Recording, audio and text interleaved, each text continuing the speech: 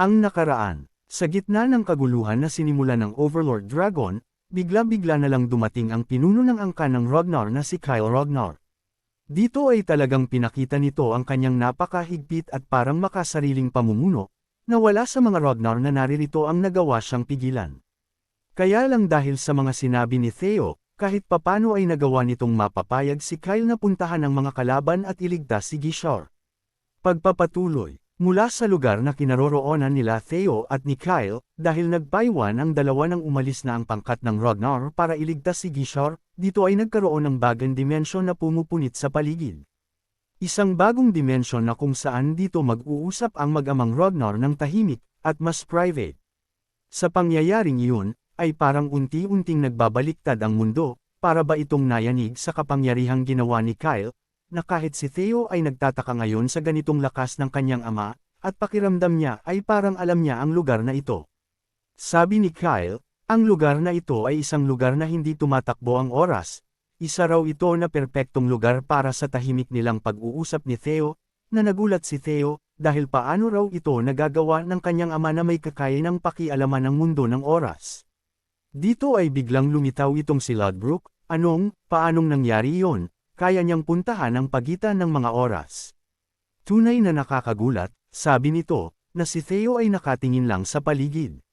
Muli pang nagsalita si Lodbrok, hindi lang niya hiniwa ang mundo ng oras, nagawa pa niyang gumawa ng isang mundo sa pagitan ng naghihiwalay na oras, nagtataka na ako kung isa pa rin ba siyang swordsman. Dagdag pa nito, alam kong malakas siya, pero bakit kahit anong isip ko ngayon talagang parang hindi na siya tao ngayon?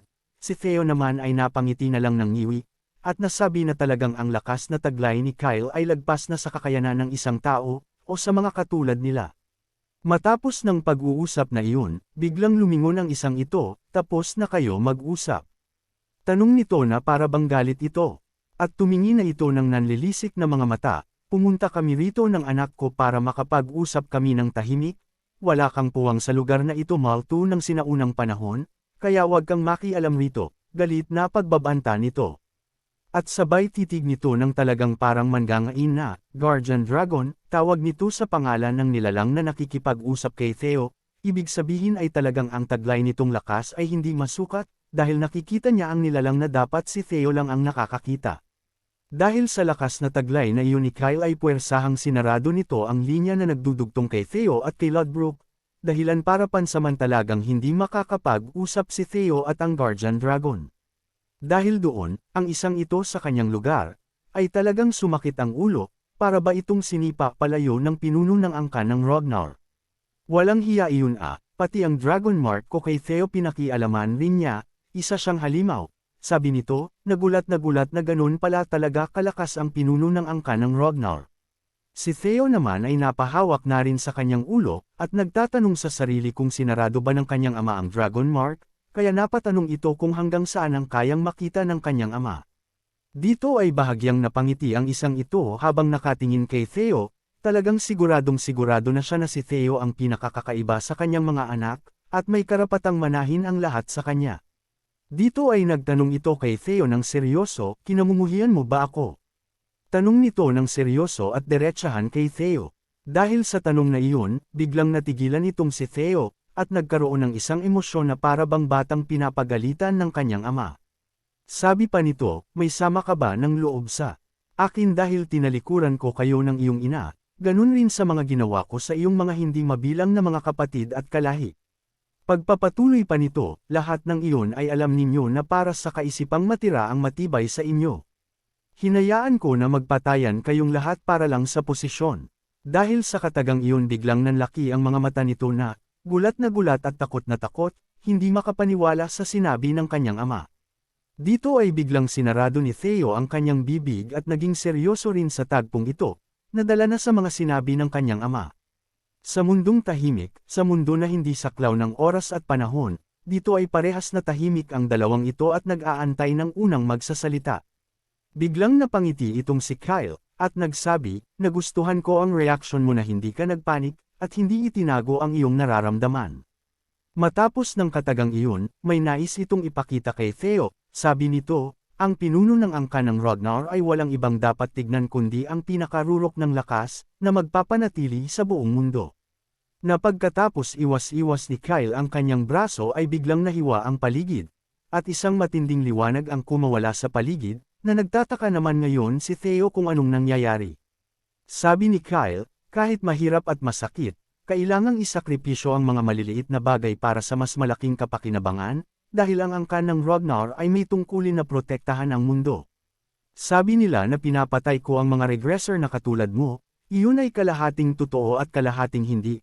Ang pinapatay ko lang ay ang mga dag-ana si Sira at manggugulo lang sa angkan ng Ragnar at sisirain ang mundo.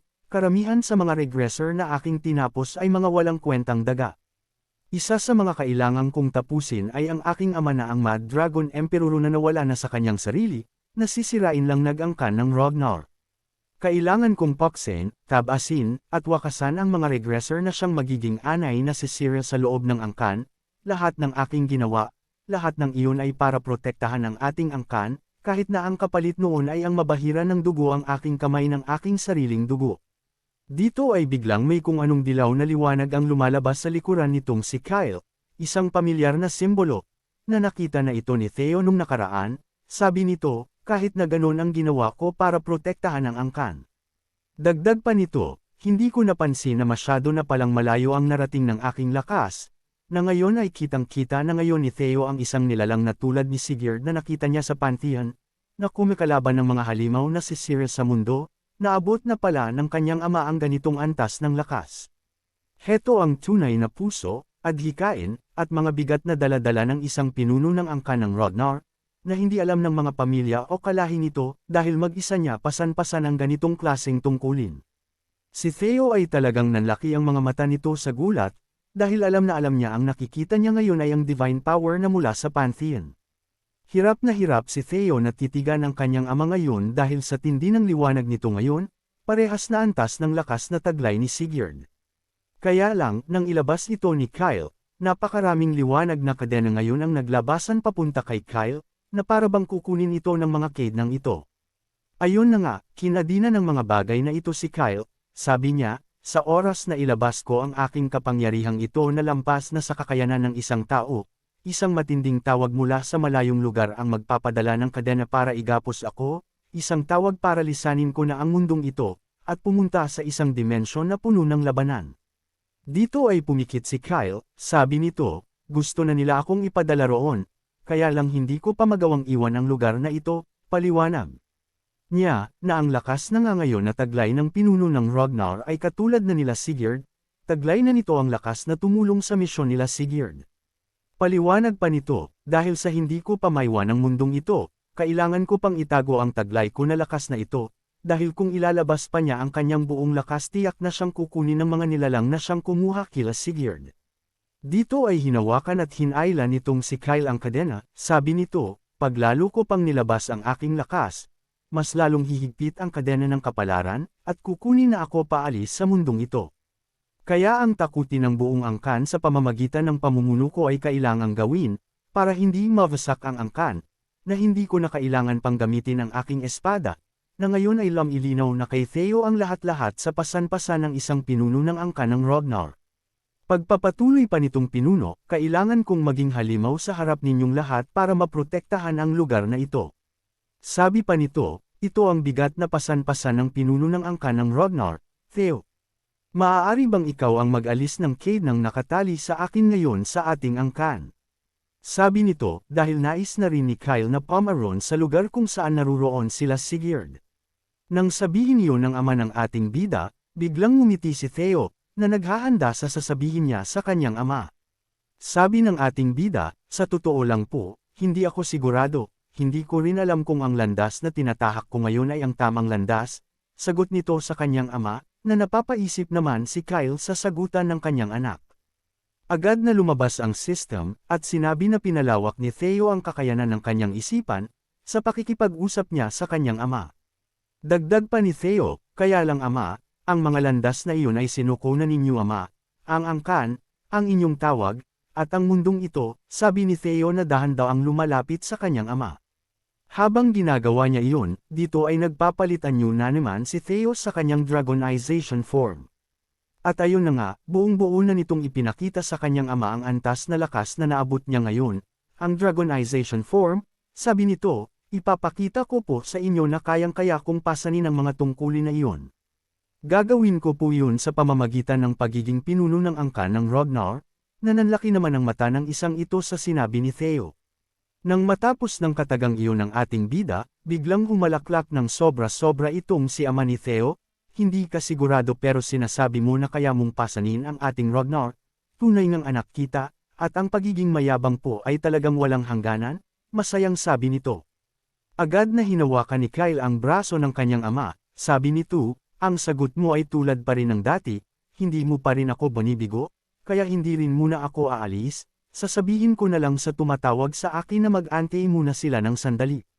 Dagdag pa nito, ipakita mo sa akin Theo na ang sagot mo na iyan ay may katotohanan ba o puro lang pagmamayabang, tignan natin kung kakayanin mo ba talaga ang bigat ng iyong kapalaran, panunuurin kita ng malapitan gamit ang mga mata kong ito Theo.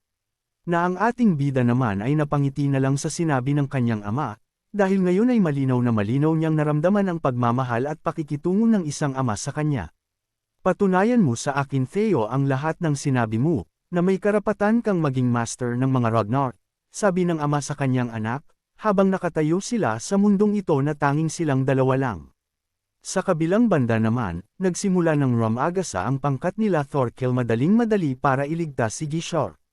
Sabi ng isang ito na tauhan ni Thorkel, Boss, tingin ko sobrang layo na nang narating natin kumpara sa sinasabi sa mapa, hindi po ba dapat ay naririto na tayo ngayon base ng kalaban, na si Thorkel rin naman ay. Sigurado na dapat nga ay narating na nila ang kuta nila Edfroyban.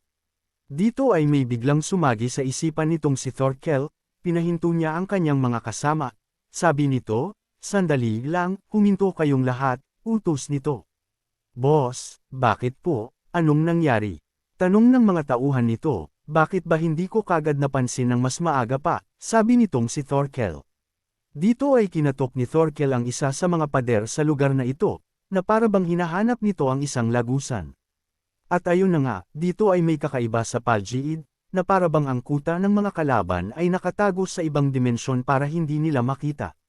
Dito ay nilagyan niya ng aura ang kanyang sandata, pulang-pula, sisirain niya ngayon ang ilusyon na nasa paligid para makita ang kuta ng kalaban.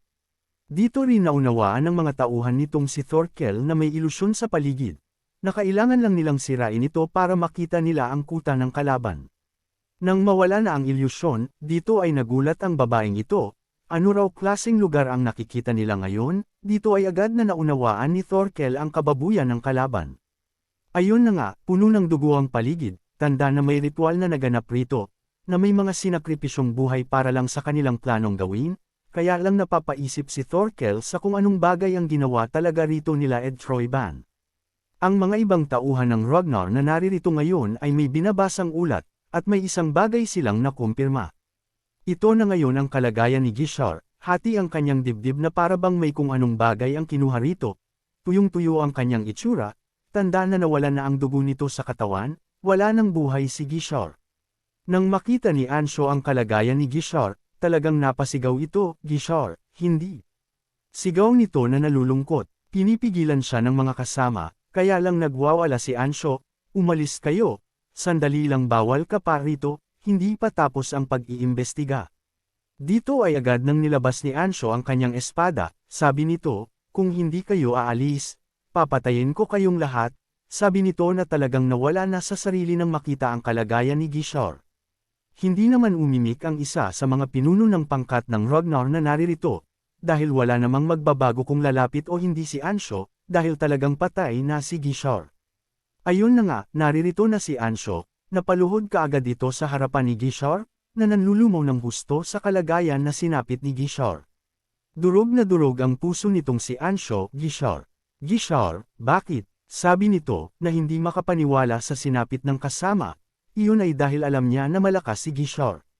Dito ay nanlulumo rin itong si Thorkel, sabi niya, hindi pa malamig ang katawan ni Gishor.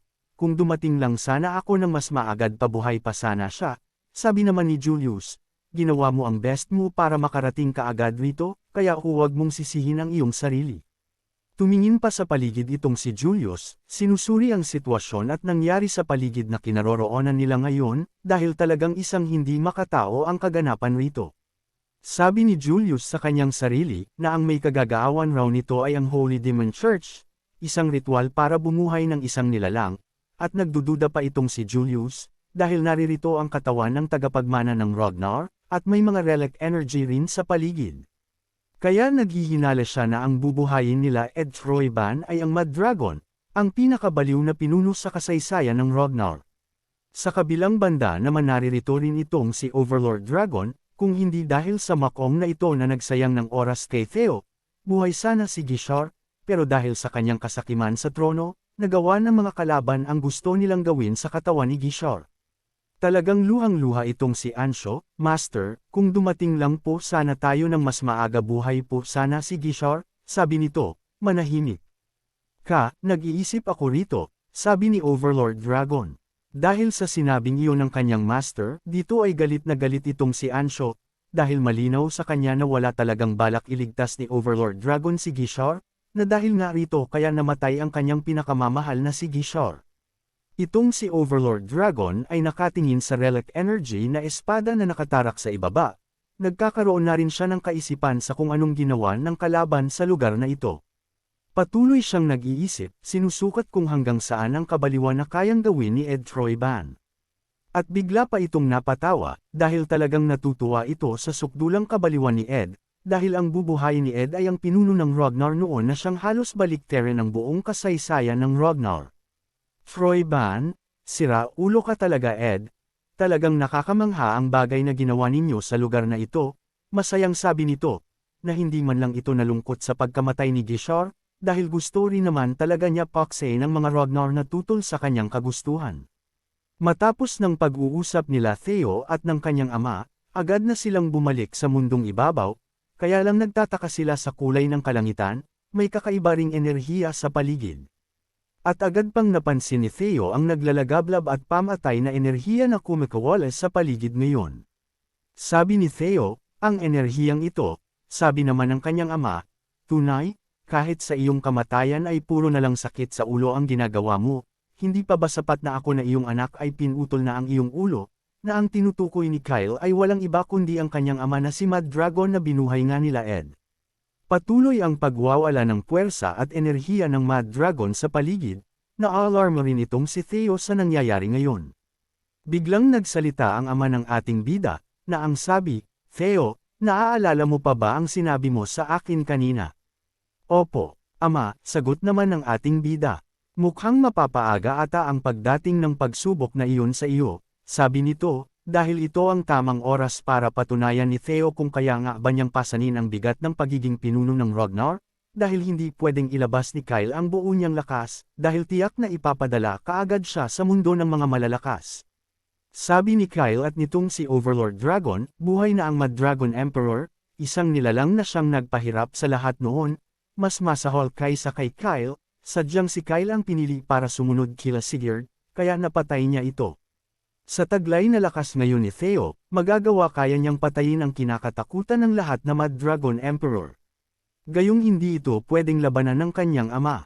Abangan! Kung nagustuhan po ninyo ang aking recap, huwag sana ninyong kalimutan ang mag-like o mag-comment. Maraming salamat.